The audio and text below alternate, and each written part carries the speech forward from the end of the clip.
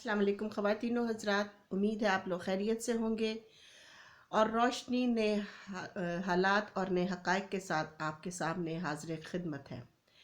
ख़वातीन व हज़रात, आज जो मौज़ूए गुफ्तगू है उसमें मैं कुछ ऐसी तहकीक आपके सामने लेकर आई हूँ जो मुझ पे गुज़री है, जो तहकीक जो हालात मेरे पे गुज़रे हैं, या जी हाँ, मैं उस औरत के हवाले से आज आपके सामने मुखातिब हूँ जिस औरत के सुपुर्द मुझे किया गया था पालने के लिए। उसकी, क्योंकि जो जितनी मर्ज़ी अदाओं के साथ, जितनी मर्ज़ी होशियारी मक्कारी के साथ और जितनी मर्ज़ी जादूगरियों के साथ कोई किसी की ज़िंदगी को अंधेरों में रखता है, सच्चाई से दूर रखता है, एक ना एक दिन वो सच्चाई ज़रूर सामने आ जाती है। ये ख़वातीन व हज़रात ऐसे लोग हैं जिन पे जितना भी एहसान कर दो वो बहुत इनको मामूली लगता है और समझते हैं कि जी हम तो इसकी ज़िंदगी के मालिक हैं। तौबा नाउज़ुबिल्लाह अस्तग़फिरुल्लाह। हमारा तो ये प्रॉपर्टी है, हमारी तो ये हम तो इसको हमारे चंगुल से कोई नहीं बचा सकता, इसको हमसे कोई जुदा नहीं कर सकता, इसके साथ हम जैसा भी सलूक करेंगे, इसको जैसा मर्जी लाइल्मी में रखेंगे। 15 दिन की बच्ची, ये लोग कभी सोच भी नहीं थे सकते कि मुझ पे कभी सच्चाई अया होगी। लेकिन मेरे अल्लाह की रहमत से, मेरे अल्लाह के करम से, क्योंकि जो लम्हात मेरे बचपन में गुज़र चुके हैं वो इस कदर तकलीफ़ दे लम्हात थे कि वो मेरे अल्लाह ने बहुत मुश्किलों से देखे होंगे। क्योंकि एक बच्चा अपनी माँ के लिए तड़पता है तो वो सिर्फ वो बच्चा नहीं तड़पता, साथ में मेरे अल्लाह और उनके 70,000 फरिश्ते भी तड़पते हैं। एक बच्चे के रोने पे जो कोहराम मचता है वो आसमानों वाले के ऊपर भी मचता है, क्योंकि जो अल्लाह पाक हैं वो 70,000 माओं से भी ज़्यादा बच्चे को प्यार करते हैं, इंसान को प्यार करते हैं। और जब बच्चा मासूमियत की पहली दहलीज पर कदम रखता है, यानी कि जब उसकी पैदाइश होती है, वो जन्म लेता है, वो दुनिया में आता है, तो अपने साथ अल्लाह की बहुत सारी रहमतें, बहुत सारे वादे, बहुत सारे इकरार साथ में लेकर आता है। मेरे साथ भी कुछ ऐसा ही हुआ। मेरी ज़िंदगी के 15 दिन जो मेरी माँ ने मुझे अपने सीने से लगा के रखे, बस वही मेरे सुकून के लम्हात थे, वही मेरी जन्नत का दरवाज़ा था।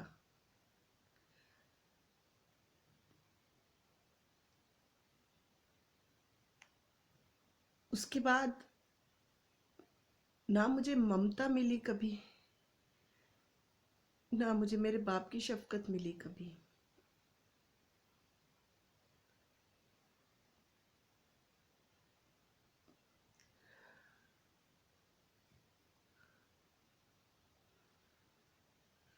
मुझे उस औरत ने अपने, क्योंकि दो दो ग्रुप बन गए हुए थे मेरी ज़िंदगी में इन लोगों की कोहराम की वजह से। एक तो इल्ताफ़ हुसैन का ग्रुप था जिसको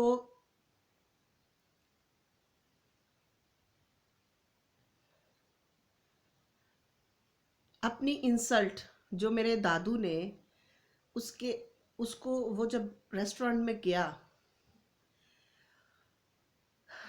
तो क्योंकि वो उसका जाना बनता ही नहीं था, रेस्टोरेंट उसके लिए तो नहीं खुला था, क्योंकि वो क्रिमिनल था, क्राइम करता था और उसके खिलाफ आईएसआई वालों ने एक महाज बनाया हुआ था गद्दार कहने के बाद। तो उसका मुंह उठाकर उनके रेस्टोरेंट में जाने का बनता ही नहीं था। दुश्मन के घर आप लोग ऐसे उठ के चले जाओ, जी हम दोस्ती करने आए हैं, हम हाथ मिलाने आए हैं। भाई कौन सा हाथ, कौन सा हाथ? जिन हाथों से तुम मजलूमों की ज़िंदगी उजाड़ रहे हो वो हाथ, जिन हाथों से तुम उन मजलूमों को अपने फैमिली से जुदा करके एक 15 दिन की बच्ची को उठाकर माँ की गोद से तो एक अंधेरों वाली दुनिया, अंधेरों वाले लोगों में फेंक देते हो, और फिर वो लोग अपना रूप बदल के तुम्हारे साथ रहते हैं, और फिर उन मजलूम लोगों पे तुम लोग कहे लगाते हो। ये हम लोग नहीं बर्दाश्त कर रहे थे, ये हमारे अल्लाह बर्दाश्त कर रहे थे तुम लोगों के कहे।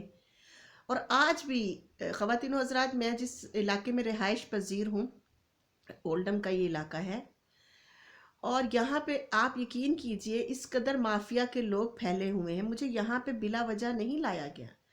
दरअसल मुझे लाने के लिए एक बहुत घिनौना मकसद था पीछे, कि हम इसके गाने और इसकी कीमती असासे लूटते रहेंगे और इसको पता भी नहीं चलेगा।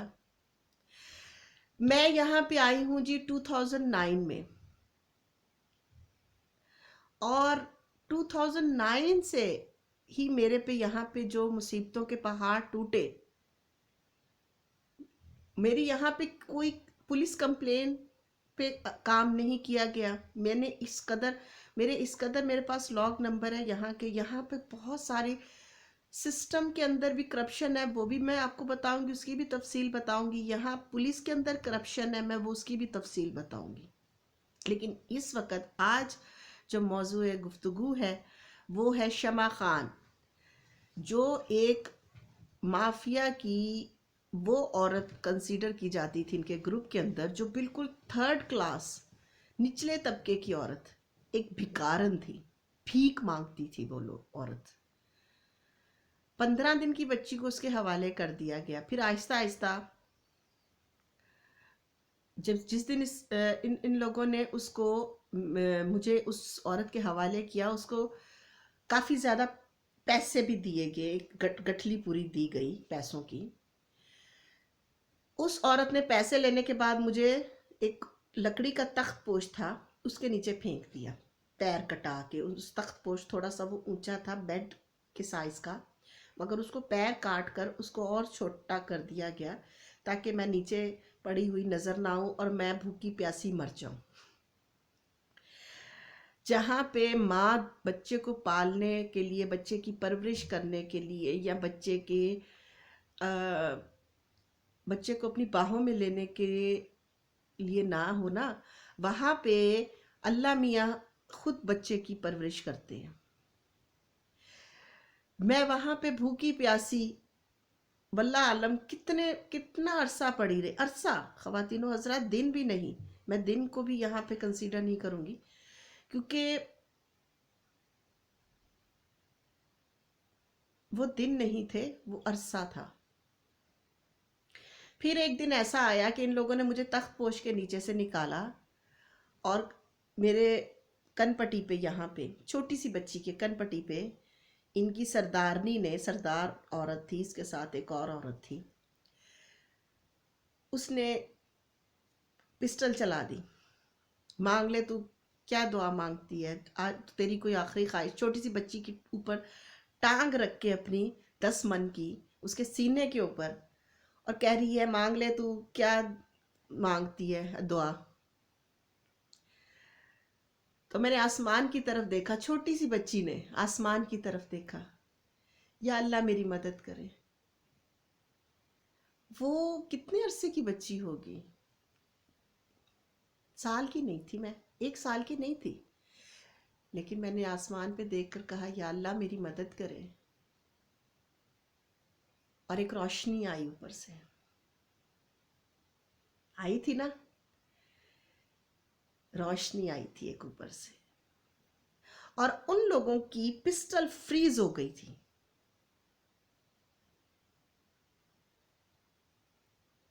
वो पिस्टल ना चली, 2 दफ़ा 3 दफ़ा उस औरत ने काफ़ी दफ़ा ट्राई किया, उसकी पिस्टल ना चली। फिर उसके साथ जो औरत बैठी हुई थी, उसने कहा मैं ट्राई करती हूँ, अभी तो आज तो हमने सर्विस करवाई है इसको, लो जी तुम ट्राई कर लो। उसने भी ट्राई किया, पिस्टल नहीं चली।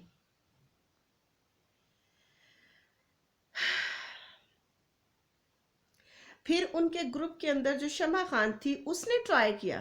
کیوں؟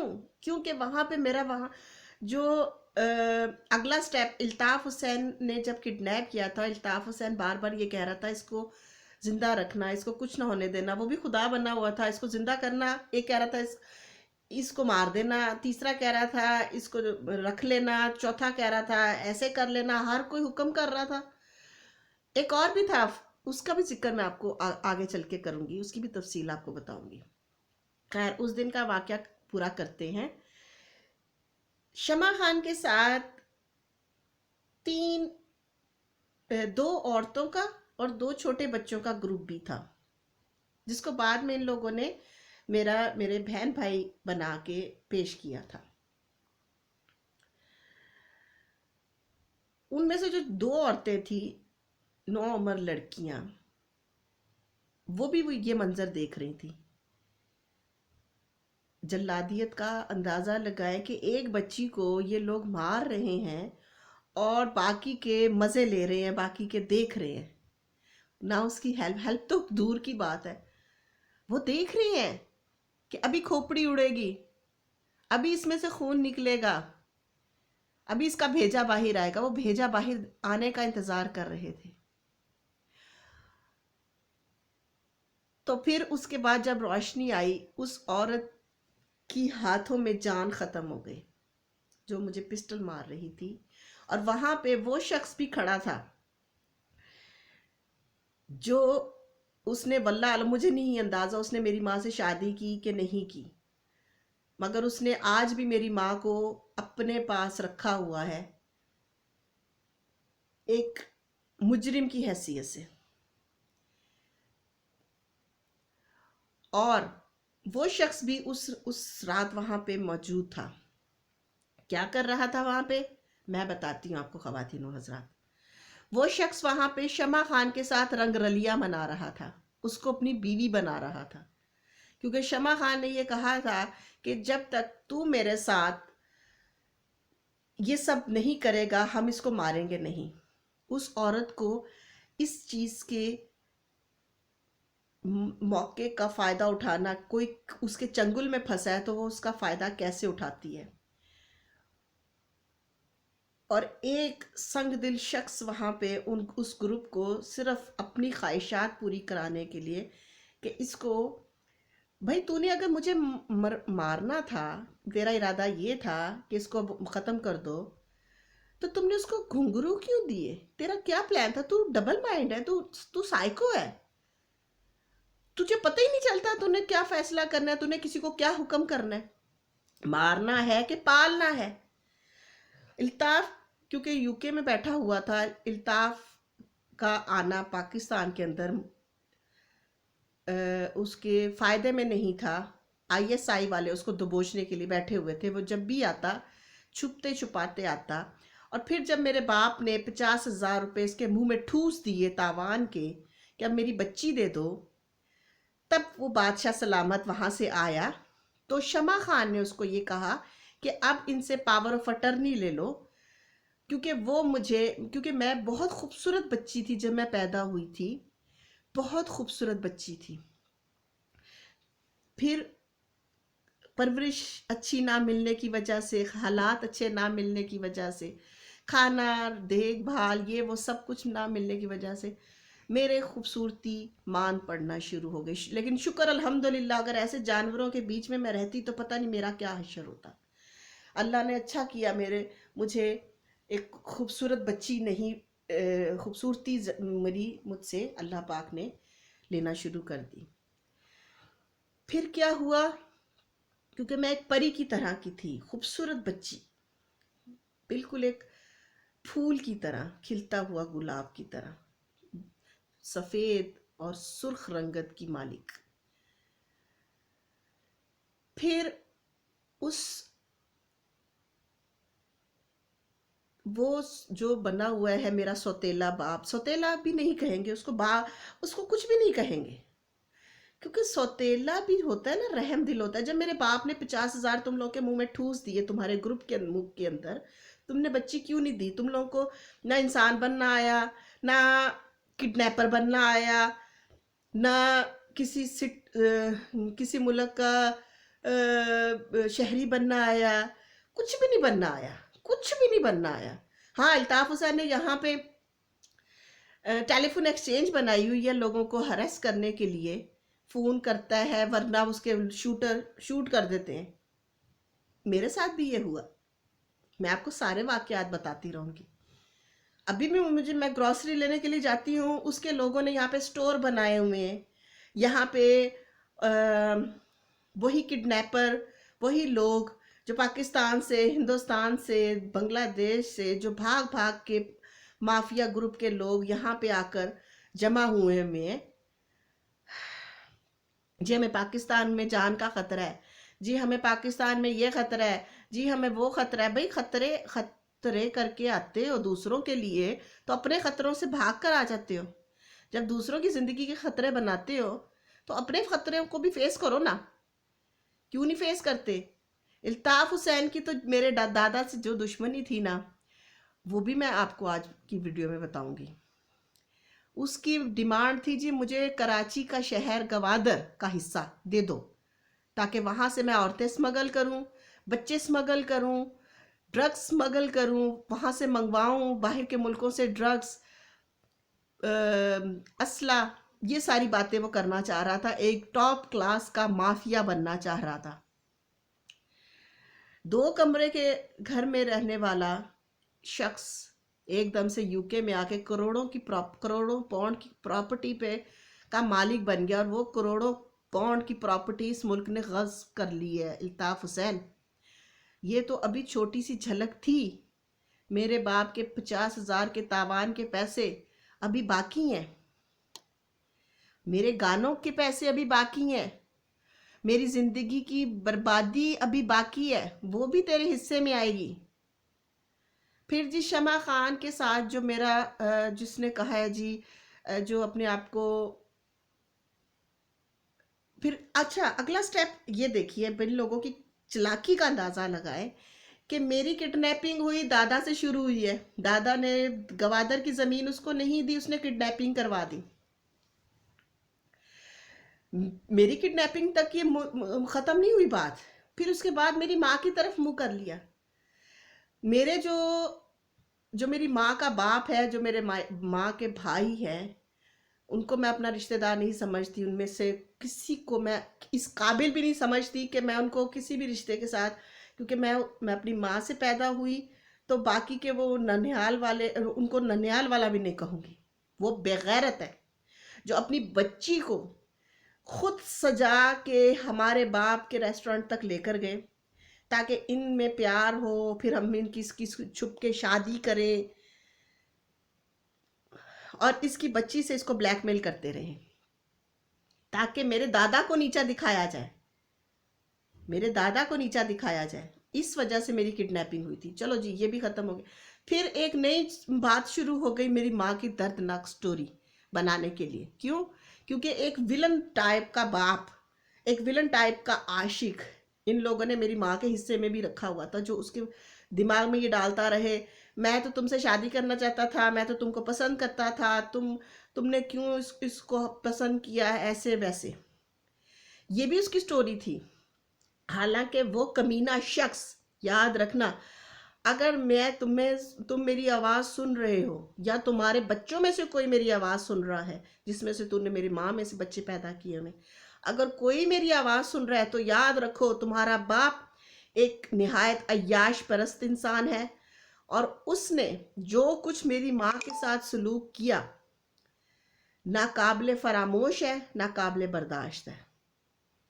اور اگر تمہیں اپنے ماں باپ، جو تمہارا باپ ہے، اگر تمہیں اپنے باپ کے کرتوتوں کا علم ہونے کے باوجود تم اس انسان کا ساتھ دے رہے ہو تو لعنت تم پہ، تمہارے باپ پہ،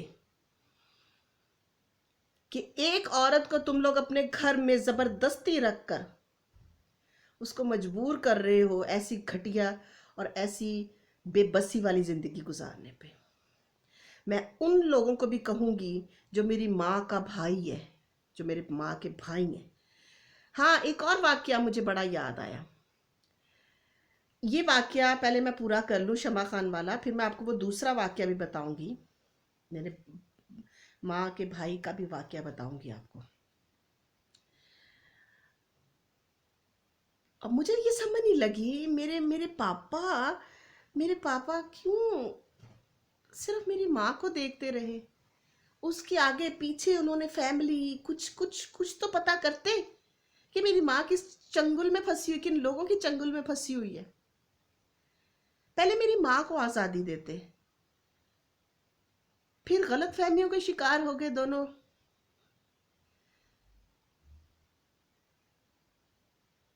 کتنی آسانی سے سب کچھ یہ ان لوگوں نے ہونے دیا، میری پرورش بھی، میری ماں کی بربادی بھی، سب کچھ۔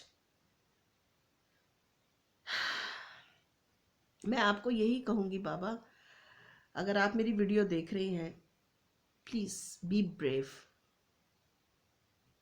آپ اپنی زمین پر پاؤں مارے نا تو وہاں سے چشمہ پھوٹ جائے، آپ اتنے ماشاءاللہ طاقتور ہیں۔ لوگوں کے بہکاوے میں آنا بند کر دیں۔ جن لوگوں کا ساتھ آپ ساتھ سمجھتے تھے، انہی لوگوں سے آپ نے دھوکے کھائے نا۔ آپ نے اپنوں کا فرض نہیں نبھایا، آپ نے اپنی بچی کا ساتھ نہیں دیا۔ جیسے جیسے وہ لوگ کہتے رہے اب ہمیں پیسے دے دو، اب ہمیں ایسے، اب آ جاؤ، اب چلے جاؤ، وہ بھی واقعہ میں آپ کے ساتھ شیئر کروں گی۔ مجھ تک سب سچائی پہنچ چکی ہوئی ہے، اب میں کسی کو نہیں چھوڑوں گی، کسی کو نہیں بخشوں گی۔ اور یاد رکھیے گا بابا، میں آپ کے پاس آؤں گی، اور اگر آپ نے میرے سر پہ ہاتھ نہ رکھا تو قسم مجھے میرے پیدا کرنے والے کی، میں آپ کو بھی کورٹ میں گھسیٹ کے لے کے جاؤں گی، اور میں اپنی ماں کو بھی وہاں سے آزادی دلواؤں گی انشاءاللہ، اپنے اللہ کے حکم سے۔ جو ادھورے کام آپ نے کیے ہیں میں وہ پورا کروں گی۔ شمع خان نے جی، اس نے بھی ٹرائی کیا، وہ اس نے جب دیکھا کہ جی ابھی تک اس کا تو بھیجا ہی باہر نہیں آیا، تو وہ اس وقت میرے جو بنا ہوا تھا اگلا سٹیپ جو ٹو بی کنٹینیو والا ہوتا ہے، ایک شخص بربادی کرتا ہے تو پھر دوسرا اسی کریکٹر کا انسان دوسری بربادی کے لیے تیار ہوتا ہے، وہ والا سٹیپ جو سوتیلا باپ جس کو لوگ بولتے ہیں، پتہ نہیں وہ باپ ہے کہ نہیں ہے، اپنے بھی بچوں کا سکا کہ نہیں۔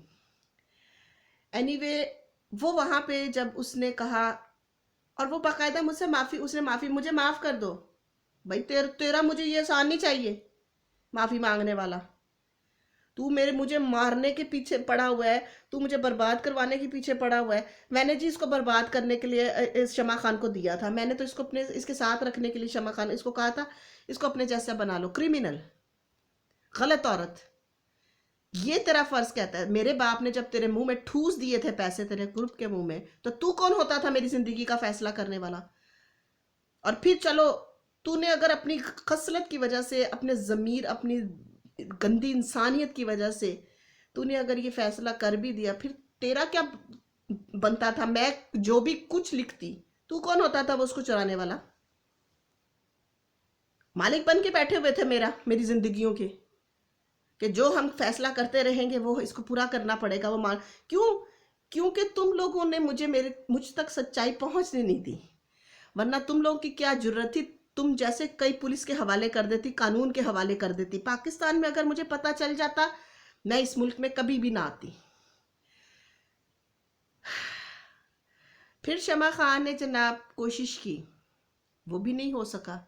پھر اس سردارنی کو پتہ نہیں کیا اللہ کی طرف سے حکم ملا کہ کیا ہوا اس کے ساتھ، اس نے اٹھا کر مجھے اپنی گود میں بٹھایا، میرے منہ پہ تو دیکھو کیا حشر، اس کا دل میں تھوڑی سی رحم دلی آ گئی، خوف خدا کا آ گیا کہ واللہ علم کیا۔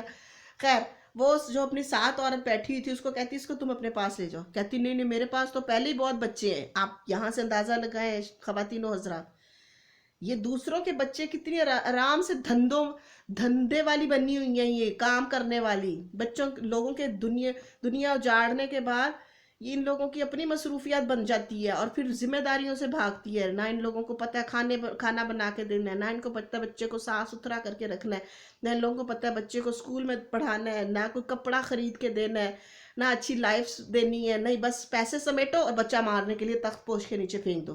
پیسے سمیٹو، بچہ مارنے کے لیے تخت پوش پہ پھینک دو. تو اس نے کہا نہیں جی نہیں، میرے پاس تو آگے بہت بچے ہیں، تم لے جاؤ. سردارنی کہتی نہیں نہیں، میں نہیں لے کے جا سکتی، تمہیں پتہ ہے میں تو آگے بڑھ. یہ وہ اپنے اپنے بہانے بتانے لگ گئی. خیر اینی وے، اور میں گود میں بیٹھ کر کبھی کسی کا منہ دیکھ رہی ہوں، میں نے کس کے پاس پلنا ہے، کبھی کسی کا منہ دیکھ رہی ہوں، شاید ان کو ترس آ جائے. اور جو میرے باپ نے 50,000 دیا، اس وقت میں 1 سال کی تھی، جو میرے باپ نے 50,000 دیے، شاید وہ تاوان اور یہ کڈنیپر اپنی کڈنیپنگ کے اصول کے مطابق مجھے میرے باپ کے حوالے کر دیں. وہ بھی نہیں ہوا جی. وہ میرے نصیبوں میں شمع خان کی گندی چارپائی، شمع خان کی گندی زندگی. خود تو وہ جب اچھے سے تیار ہوتی تھی، خود تو جو پھر جب آہستہ آہستہ ہم لوگ تھوڑے اوپر اونچے ہوئے تو میں کچھ سوال کرنا شروع ہو گئی. یہ ہمارے کون ہے، یہ ہمارے، کیونکہ اس کے پاس بہت ساری عورتیں آتی ہوتی تھی، بہت سارے بندے آتے ہوتے تھے. جب میں تقریباً 2.5 سال کی ہوئی تو میں نے اس سے پوچھنا شروع کر دیا یہ کون ہے، یہ کون ہے. اور ایک اور واقعہ، تخت پوش سے نکالنے کے بعد اس عورت نے مجھے اپنے ساتھ چرپائی پہ سلانا شروع کر دیا. پھر یکایک اس کی آدھی رات کو اس کے گلے کے اندر کوئی وزن اس کو محسوس ہوتا تھا.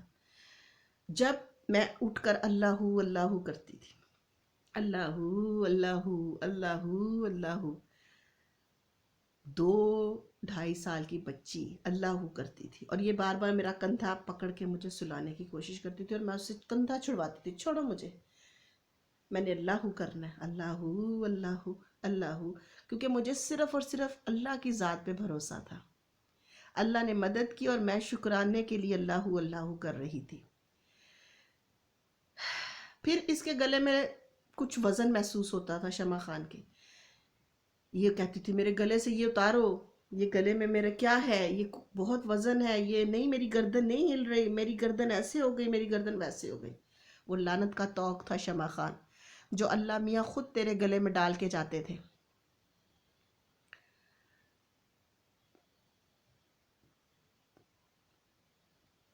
پھر میں نے ایک چھوٹی سا دوپٹہ رکھا ہوا تھا نماز پڑھنے کے لیے، چھوٹا سا، اسی تخت پوش کے نیچے، جس تخت پوش کے نیچے اس نے مجھے پھینکا ہوا تھا بے دردی سے، اسی تخت پوش کے اوپر میں نماز پڑھتی ہوتی تھی، ایسے دوپٹہ باندھ کر، ایسے ایسے سجدہ دینا، ایسے اللہ کو سجدہ دینا.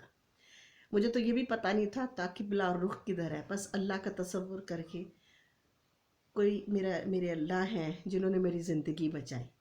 یہ میری زندگی کی شروعات ہوئی خواتین و حضرات.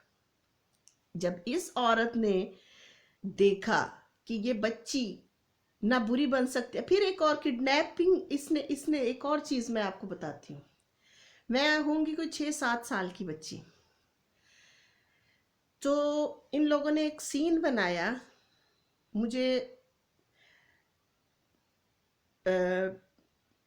میں نزدیک ہی ہمارے ٹاؤن میں شاپس تھیں پاکستان میں، وہ اس کو کہتے تھے اسلامیہ پارک کی مارکیٹ. تو وہاں سے ایک گلی جاتی تھی شاپ کے لیے. وہاں سے جو مجھ سے بڑی تھی لڑکی وہاں پہ رہتی، جس کو یہ لوگ میری بہن بنایا ہوا تھا، وہ شیمپو لینے کے لیے گئی. تو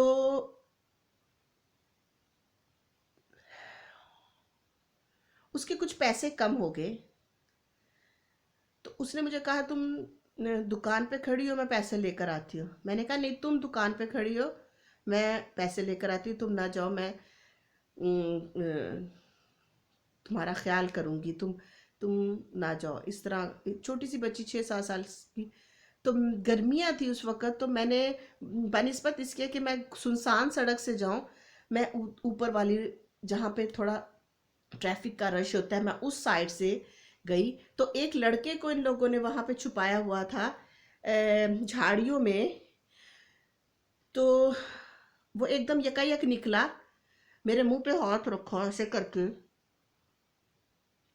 اور جیسے اٹھانے کے بھاگنے کے انداز میں وہ उसने करके सीन वहीं पे झाड़ियों में मुझे छुपने के लिए कोशिश करने लग गया। तो जैसे मुझे उठा के लेके जा रहा है, बड़ा ही गंदा सा लड़का था, बहुत गंदा सा। तो यकायक लोगों ने देख लिया, तो उसको पकड़ के मारना शुरू हो गए और मैं रोना शुरू हो गई। और वहीं पे एक कोई पुलिस का शख्स था स्कूटर पे।